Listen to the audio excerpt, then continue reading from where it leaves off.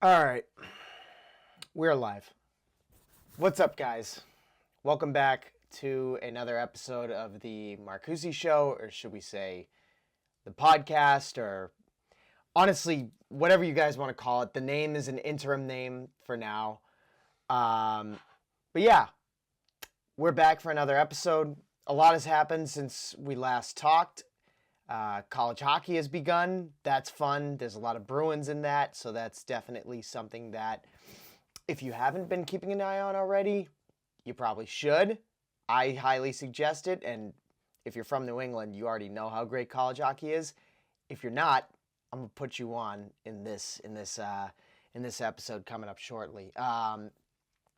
Waiver season is in full effect. The Bruins recently made their last wave of roster cuts, and we're down to 23 men on the final roster. The deadline has passed. As I'm recording this, it is 5:30 p.m., so I think we should get right into it. But before that, I want to say a little me update.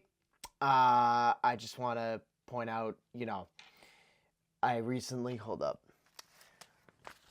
put this out. If you guys haven't seen me on all my other socials, I recently started up, or I've been with the Boston hockey blog at Boston University.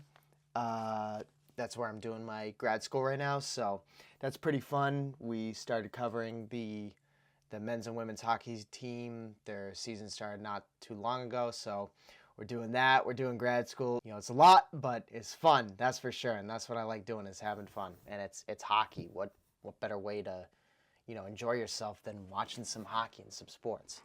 So yeah, that's basically what I've been up to. But I know what you guys are here for. Y'all are here to talk the Bruins. So, and I'm here to speak my mind on it. So, without further ado, let's get right into it.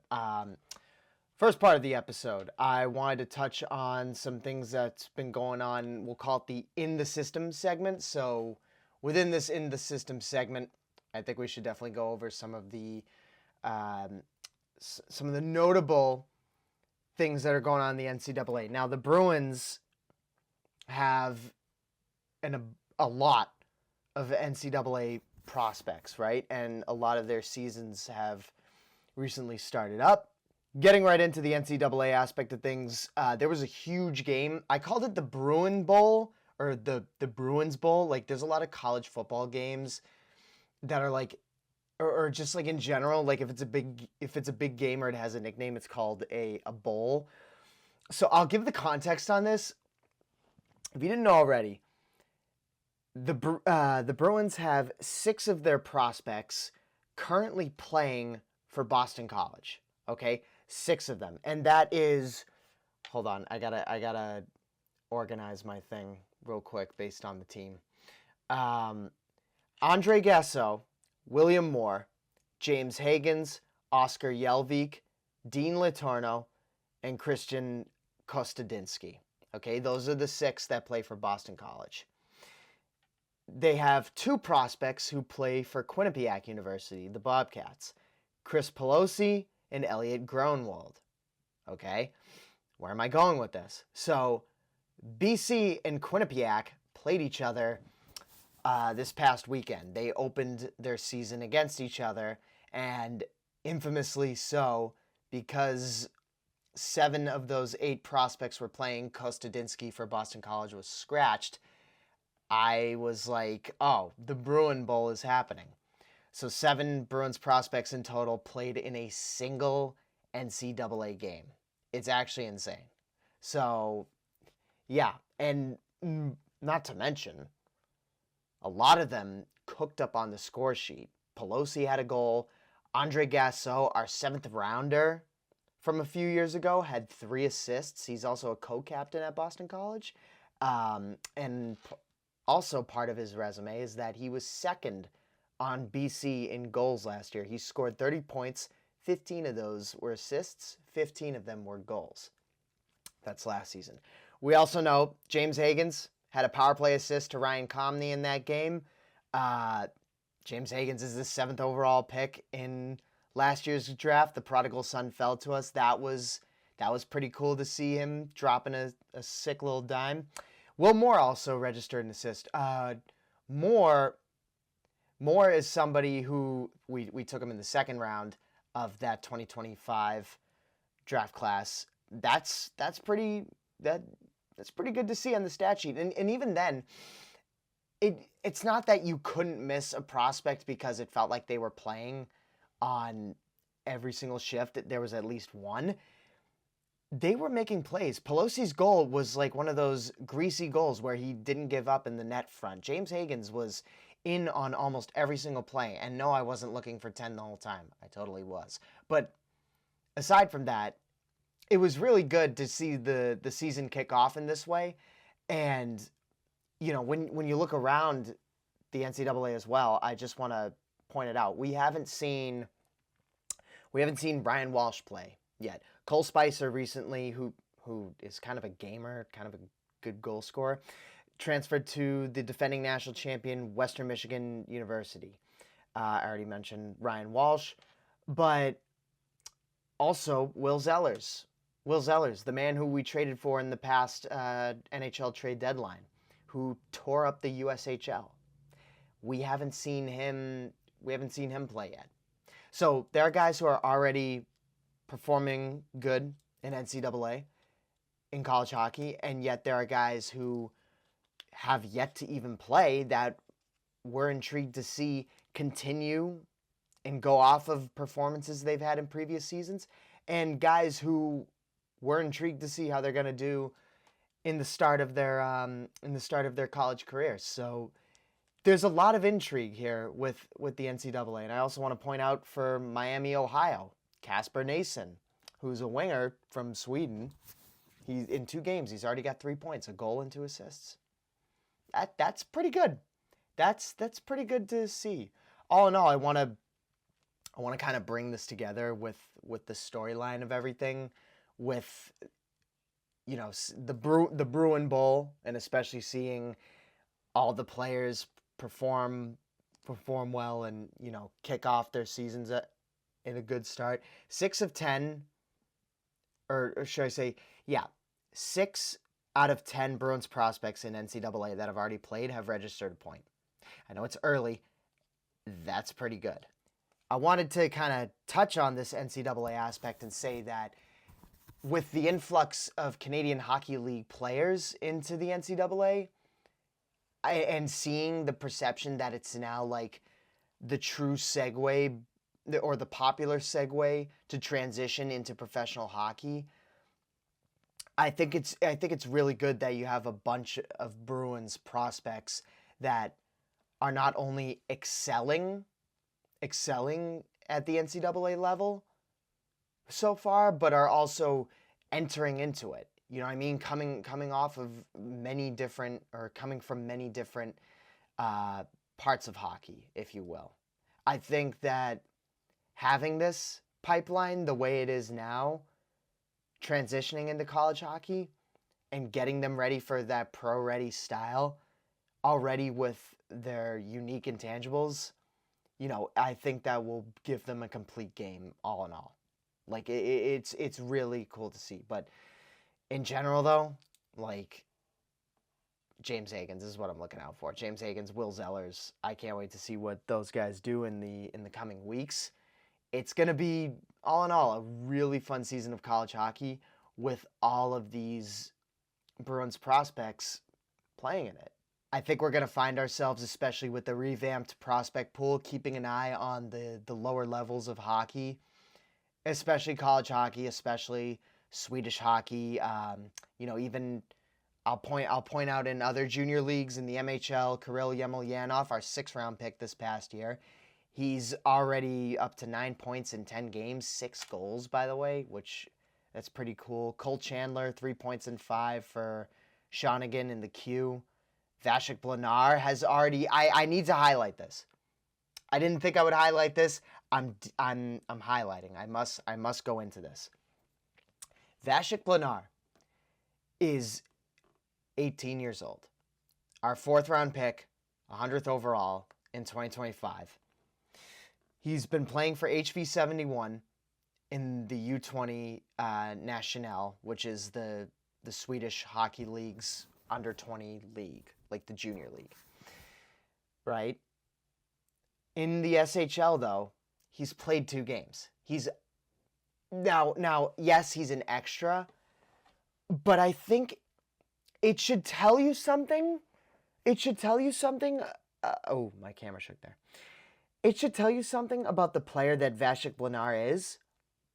If at 18 years old, already playing at U20 level, he's getting a call up to one of the toughest leagues in the world.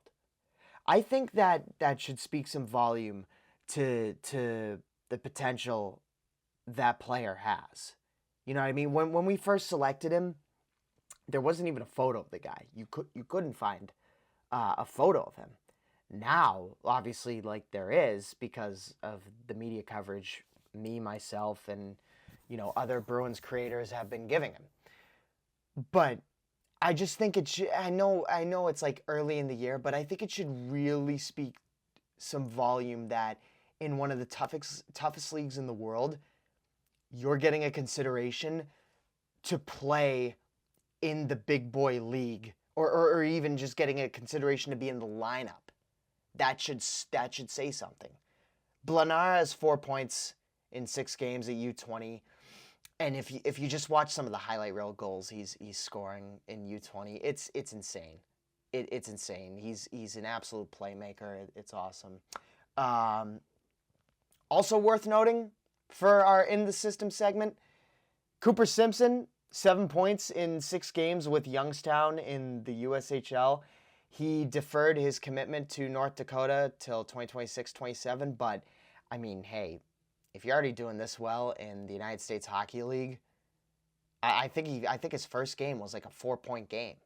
I want to say his first game was a 4-point game. I can't confirm that, but yeah, if I go back a little bit, because there was a lot that happened. Yeah, in the USHL Fall Classic versus the team that traded him, the Tri-City Storm, he had a goal, 3 assists. It wasn't a hat trick, I'm sorry. A goal, 3 assists, 4 points, and he was a +3. And this was just before the Bruins preseason started. That's insane. We should definitely get into the roster cuts. Now, 2 days ago on Friday, Lysell, Merkulov, Patrick Brown, Michael Callahan, Victor Soderstrom, Riley Tufte, Frederick Brunet, Riley Duran, and Brett Harrison were all sent down to Providence. Lysell didn't have to clear waivers. Duran didn't. Brunet didn't. Harrison didn't.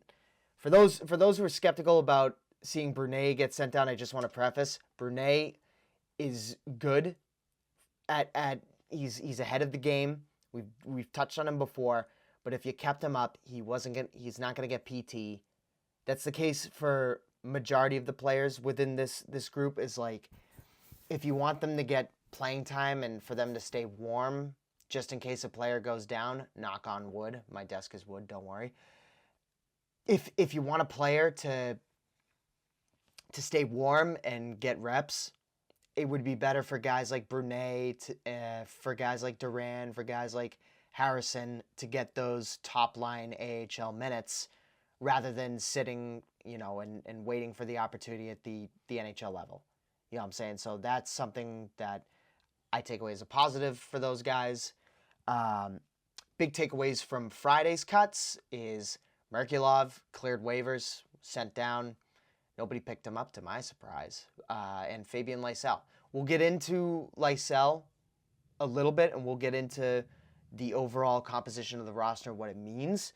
But Fabian Lysell was definitely the somebody who you were looking out for in those transactions, along with Merkulov on that day. And Marco Sturm also said that there were a lot of unhappy faces, and there's levels to that. There's levels to why that's the case. But looking at today, this just happened. This just happened not too long ago. So it's on Sunday. There's a day to clear waivers. I'm going to be mad if somebody gets claimed, and I wasn't like recording this after that, but Sunday's really my only day where I can record these, so we're gonna stick to the Sunday, and we're gonna hope that nothing changes before we finish recording. But if somebody does get picked up, shoot, darn it. Anyways, back to today. So the players who were sent down, there were 5 of them. Matej Blumel, Jonathan Aspero, I think it's Aspirot. I'm not gonna do this again. Aspero, Michael DiPietro, Alex Steves, and Matthew Poitras. So Aspero was another solid defenseman. You want to see him get reps at the AHL level, though. Definitely want to see him stay warm there. Steves, I wouldn't have minded seeing him up, but I think he would also be another one of those top 6 AHL candidates that, if you need to plug him in to the NHL lineup, I think he definitely showed that he could do that, especially through preseason. Now we got to get into the 3 guys who were sent down, and we need to look over the guys who were kept, because I think it tells something here. It tells something to the roster structure that Marco Sturm is kind of looking at here. So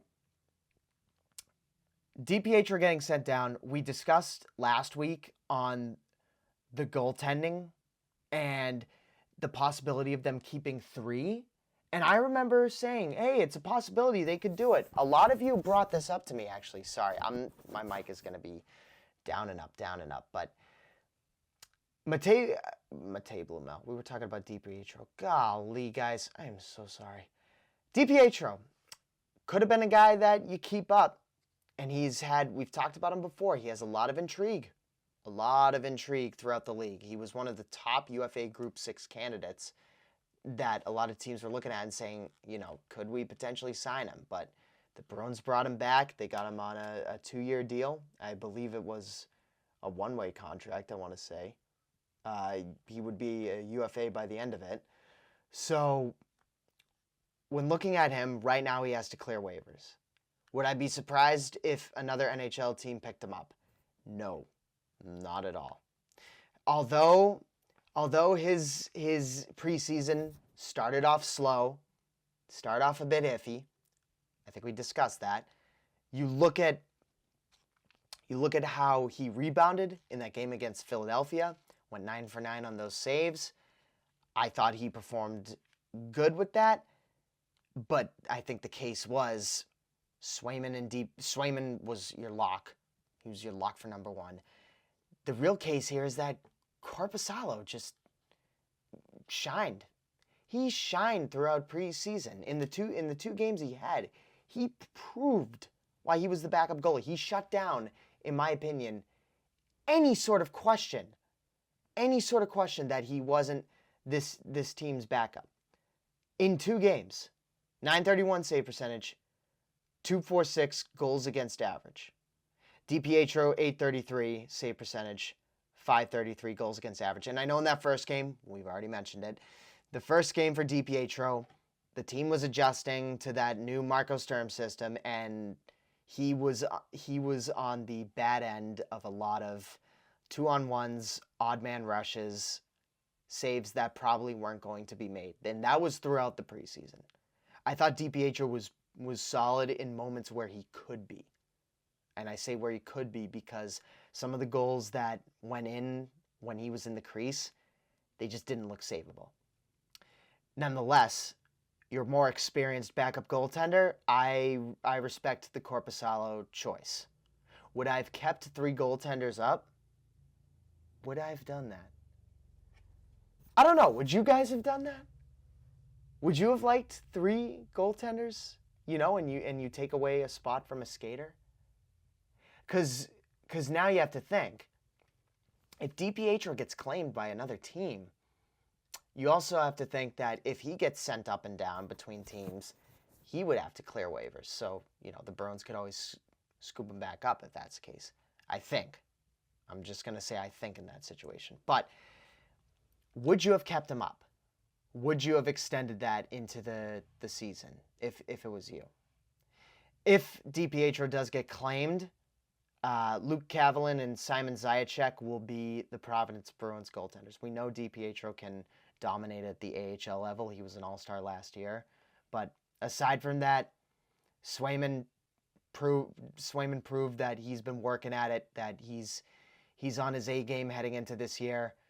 And no doubt, I can't stray away from Corpy. I can't stray from him.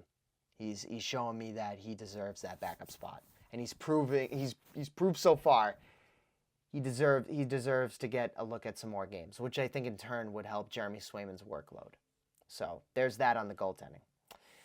I am also really interested in the choice to send Patra and Blumel down. So, and in turn, we should also mention who's still up on the roster. So Jordan Harris, the defense, we're not talking about the defense today. We know what the defense is, okay? You know what the pairs are. Jordan Harris is the 7th defenseman. He was kept. Makes sense. Fine by me. The forward group, we will discuss that. We're discussing it now. The goaltending's out of the way, but the forward group, I definitely think needs to be taken into account.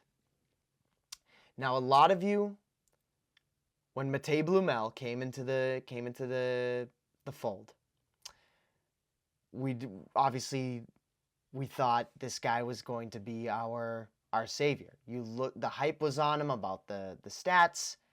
He dominated with Texas in the AHL for 3 seasons. Absolute scoring machine. So there's a lot of people who are confused on this assignment. I am as well.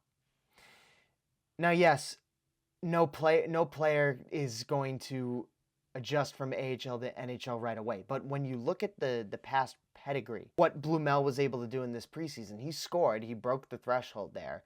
But on the second power play, he was shooting.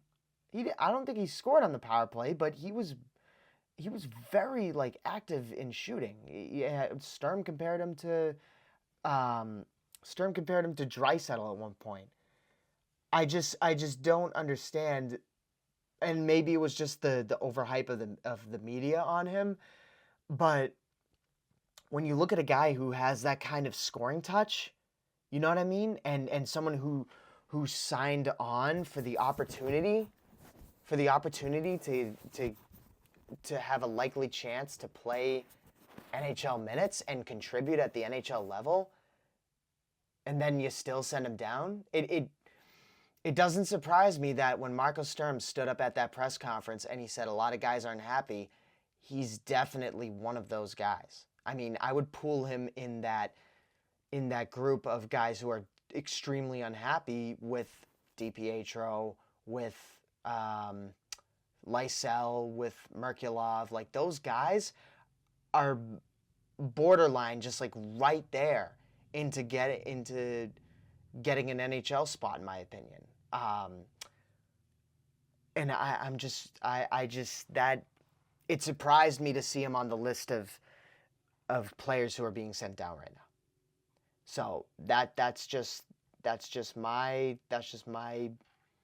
confusion, and maybe it's just the way Sturm sees the overall roster composition. But to not keep him as an extra and risk losing him on waivers is a little head scratching for me. I was sitting there really? So, and Matthew Patra was the other one. We'll get into him in a second.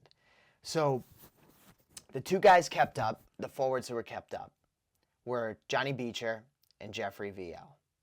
They were the 2 forwards that made the cut over Blumel and Matthew Patra. Beecher has been a what's the word I'm looking for here? Should I say polarizing player? He's been a controversial player for many Bruins fans, especially after the way he played last season. We know John Beecher at his peak is a very fast, transitional, downhill forward who can score in the net front. That's what John Beecher is. That's what we know him as. Very solid, 200-foot game. That's the kind of guy you look to John Beecher for. Now, when looking at the composition of the roster, I see what Sturm is thinking in keeping VL and Beecher up as like these are guys who, in the play style they have, they're safer options to plug in and work around in the bottom six. Because your top six, Kiki, Lindholm, Pastrnak, Zaka, Mittelstadt, Arvidsson. That could be subject to change with that second line potentially, but that's what it is based on my projection. Look at it. That's what I see. I don't know if you guys have anything different, but Jeffrey VL is definitely, I mean, yes, he did perform and show out in that Philadelphia game, and even before that, I have to point this out. He was a standout. He was a standout during preseason. That's for sure. I do worry about, and I know he's an extra forward only. I do worry about the penalties that could potentially be taken from him. I don't want to be on the penalty kill a lot this year. I know that's out of the question. You're going to take penalties, but you don't want to be a team that's in the box for a very long time. And you don't want to be, especially, let's put it this way. The Bruins lost Lindholm and McAvoy last year, and they already had a tough time defensively there. You don't want that to happen again, where you're sitting there and you're saying, "Oh my God, if we could just stay out of the box, that'd be great." Because if we're being real, the Bruins last year had a 76.3 penalty kill percentage. If we look at their report from the penalty side of things, oh my goodness. Okay, so hold on. I'm looking at the thing right now just to take a look. They were fourth in penalty minutes last year. 801. Penalty minutes per game played, they averaged almost 10. Just like the Panthers, there's an outlier in the Panthers because of the Panthers, but the Sabres, Predators were also among the top teams that committed the most penalties / penalty minutes. So I just look at that and I say, when you keep a guy like VL, like yes, there's that experience. Yes, he brings that grit, and I know he showed out, but I'm just saying there's a stat on Jeffrey VL from last year that really, hold on. Okay, guys. So Jeffrey VL, he played 5 games. In his 5 games last year, VL had 14 penalty minutes. He was averaging 2 minutes in the box per game. Actually, 2:48 to be exact. Sorry, I rounded down there. And that's through 7 minutes of ice time almost. So he was in the box for 36% of the time he was actually on the ice. So I just look at that and I say, are you sure? I can see Beecher. Because low key, if you want him to have a bounce back year, you know what I mean? Like, he's an extra forward, but if you want him to regain his confidence and salvage himself as a solid bottom 6 player, this is the year to do that. And I'll tie it in all together with the cuts. I'm not happy with Patra being sent down. I'm not happy with Blumel being sent down. I'm going to say that straight up. It's not something that I enjoy. And that's because I'm team play the youngsters. I'm for team let the young guys figure it out, in a sense. And on the positive note, we are doing that. We're not entirely taking that away. Murat Husindinov made the cut. I like that. Fraser Minton made the cut. Both are very solid players that could plug into this lineup that Sturm envisions. My only thing is, though, is Marco going to keep to his word of, wanting the young players to have success. So Patra doesn't have to clear waivers, or he's waivers exempt. He hasn't played enough NHL games. He's fine. He is okay, guys, just for those who are worried about it. But if you asked me who I would have kept up, and this is just the fan perspective, because I want to see the young guys thrive, I would have kept up Blumel and Patra. Purely because in a year where the Boston Bruins are a wild card, that's just the truth for me. They're a wild card. They could be, I don't think they'll realistically be as bad as they were last season. I'm just saying that. There's no way you made additions. Albeit a bunch of bottom six additions. You made a bunch of bottom six additions, but your whole team's back, fully healthy. You got 3 stalwarts in every single position group in Pastrnak, Swayman, McAvoy. There's a lot to look forward to with this roster. You won't be as bad as you were last year. I don't believe in that. At the same time, in a year where you're coming off of that, I think it's best for you to start looking at your young talent and saying, what do we have out of these guys? Should we give them extended runs? The answer is yes. Why they aren't doing that right off the rip, I have no idea. Maybe Marco Sturm wants to play it safe. Maybe he wants to play to his style. Maybe that's just the way he goes about it. But I just look back to what he said over the summer. I believe it was an article from Connor Ryan. I don't remember. But my big thing is this. I'm for the youngsters. If you want these young guys to have success, I think you should give them extended runs. That goes for Fabian Lysell. That goes for Matthew Patra. That goes for, I'll categorize Matej Blumel in there.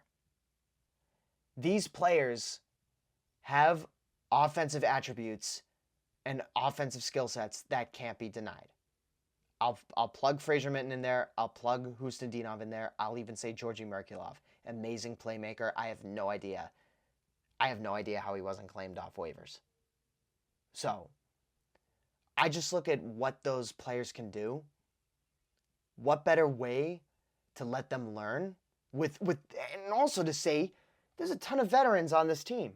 This team, it's not like, yes, the Bruins are one of the younger teams in the NHL, but that doesn't mean some of these guys haven't seen deep playoff hockey, that they haven't seen the ups and downs of what it's like to be an NHL player. Elias Lindholm has played the most games out of any player on this roster right now. I think because I'm just ripping it off the dome right here, guys. That's kind of how I do the podcasting thing. So let me just check that real quick. Okay, so after a 5-minute stat search, shout out StatMoose, Elias Lindholm has the most career games by an active Bruins player with 900 games. Second to him, Hampus. They're not related, funny enough. Anyways, back to it. This team, it's not like these players haven't been there, done that in the National Hockey League. So my question is, why aren't we right off the rip? And I know it's right off the rip. We're early in the season. Why aren't we keeping these young players up? Maybe Marco didn't see enough out of them in their 200-foot game. I'm just speculating. Maybe he wants to see more out of them down in Providence. But I just think if you're at this point as a franchise and you have some players with upside, I think you should give them extended runs, and I think they will. I think it's something to note that we should give time for this. But if you're getting into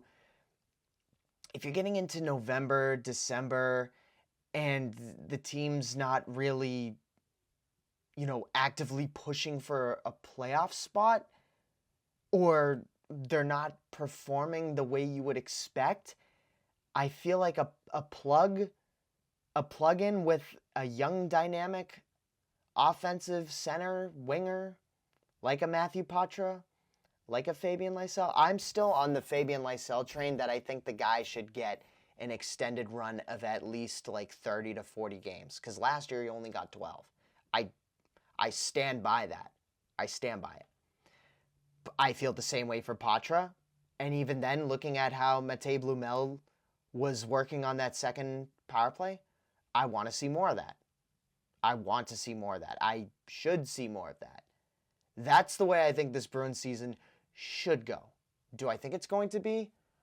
I have no idea. It just depends on how the new coach runs the system and runs the team.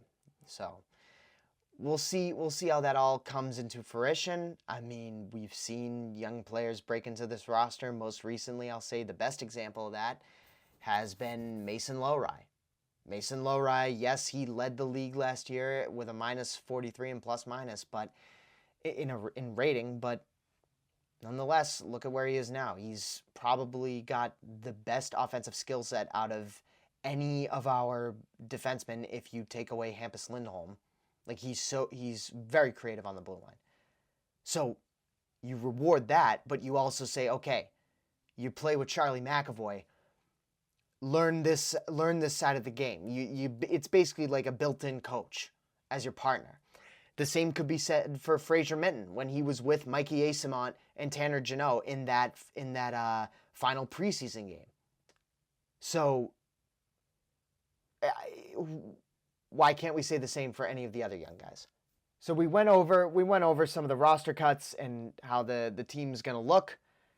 But I also want to go over a bit of the computer went out on me. I also want to go over a bit of the cap situation. I made a post earlier today about the Bruins' updated cap space and everything. And I want to touch a bit on the cap situation of the Boston Bruins, because recently a lot of players have been signing their contracts. We know in the young defense market, Luke Hughes, what's his name on the Ducks? I can't even think of it. Kirill Kaprizov just signed that record-breaking deal with the Minnesota Wild. There's a lot of focus on what these next contracts are going to look for these big name players. And I wanted to touch a bit on what this means for the Bruins and what they did this offseason. So tying it all back together, there was a lot of skepticism on the Tanner Jeannot contract, myself included. There was a lot of skepticism involving the way the Bruins handled grabbing a bunch of these bottom six players. There's, especially coming off of Swayman's season last year, some were skeptical about the contract that they gave him. But I think now, with the rising cap space and what you're looking at, if these players perform to our expectation, I won't say their peak, but I will say what we expect them to be. I think that that's something that should be taken into consideration when we evaluate these players based on what they're receiving at an average annual value. Now, especially for a guy like Tanner Jeannot, I know a lot of you mentioned that, that you can't believe the contract. I'll just say that. Some of you are still surprised by the 5 years, $3.4 million. But realistically, if you take that contract and you go 2 years in, let's just say you go 2 years in with the contract, and it would be so good if I had, there's a calculator. There's a calculator. I forget what website does it. But you can basically go in. Is it on Puckpedia? Hold on. You can basically go in and figure out the worth of the player's contract a few years in. I don't know if it's advanced hockey stats, maybe? Hold on. Salary cap calculator. Yes! Yes. Okay, I found it, guys. I found it, you guys. Okay, ready? So, I'm going to take Tanner Jeannot's cap hit, right, which is $3.4 million. and I'm going to put it at 5. 5 years. So Jeannot's contract, based on the inflation adjustment of the cap, in 2 years, that contract is worth, in 2026, it's worth $3.1 million. In 2027, that's worth $2.9 million. Average annual value. In 2028, 2.6, 2029, 2.5, and then 2.4 when we hit 2030. So, all in all, we're looking at, all in all, I think you're going to see this with nearly every budget baller Bruins contract that you'll see on this roster. I'll even plug in Morgan Geeky's contract.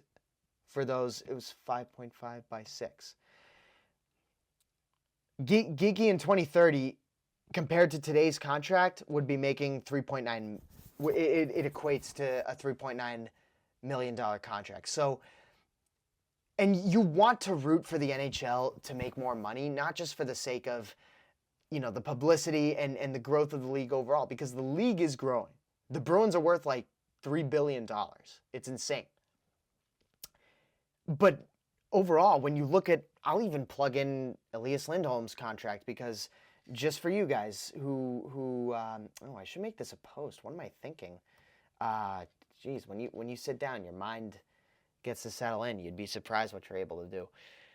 Elias Lindholm's $7.75 million contract will be worth like $5 in 2030.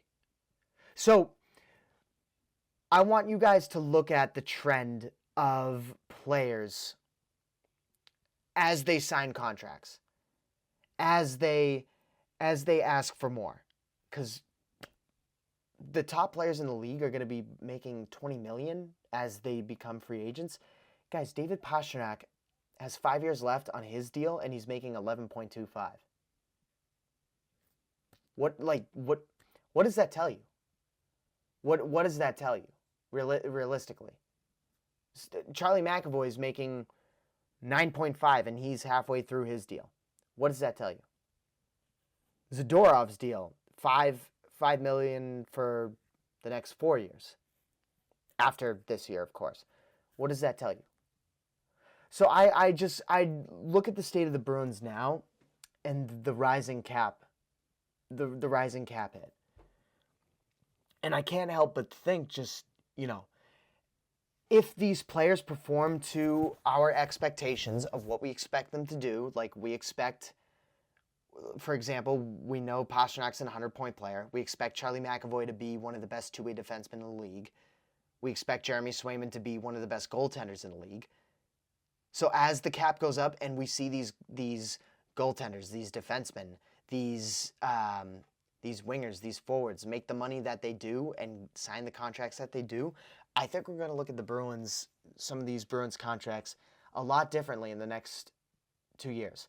Hypothetically, if the players play to what we expect. And I think some people should look at that perspective, especially with the Tanner Jeannot contract. Because I watched him, or I didn't watch him, but I'm just saying, I didn't really see anything to judge off the hook. I think he's just a solid player. So far, he's just playing really solid. Like, low quality Bruins fan said it best. I'll shout him out because he's an absolute G.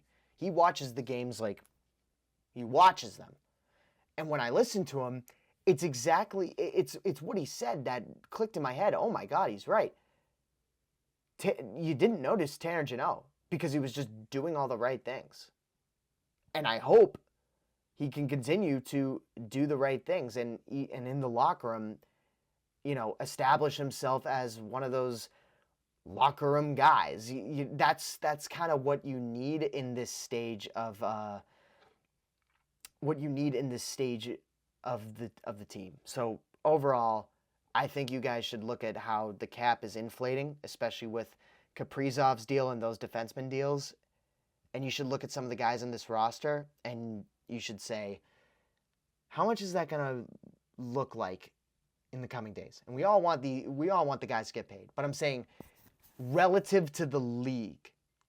So that's all I have to say on that.